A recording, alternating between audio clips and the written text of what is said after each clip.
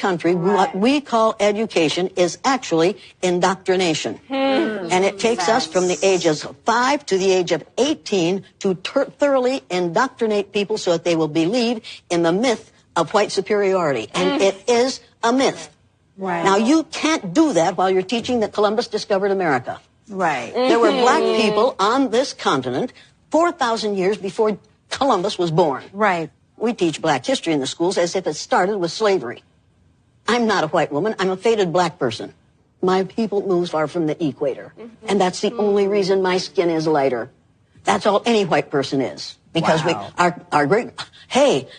Because there's no such thing as race. There's no such thing as race. There's one race. There's one race, the human race. And then you all came from the same black women 300,000 to 500,000 years ago. The human race began with black women.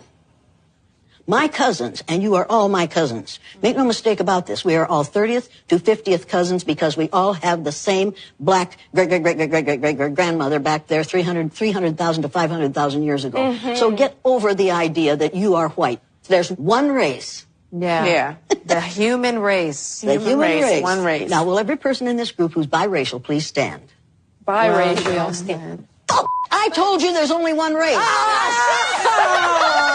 it, you got me. And you too. How dare you? Didn't you listen to anything I said? We were listening. It just takes a minute, Jane. Let me ask you this. How long do you think the idea of race has been around?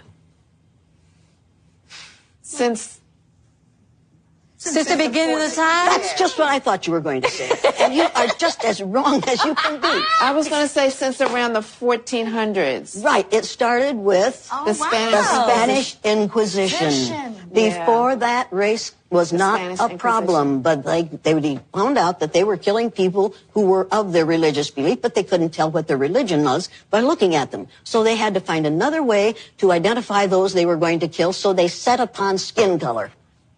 We have also been indoctrinated with the myth of white superiority. We've got pictures of the baby Jesus who looks like the little Pillsbury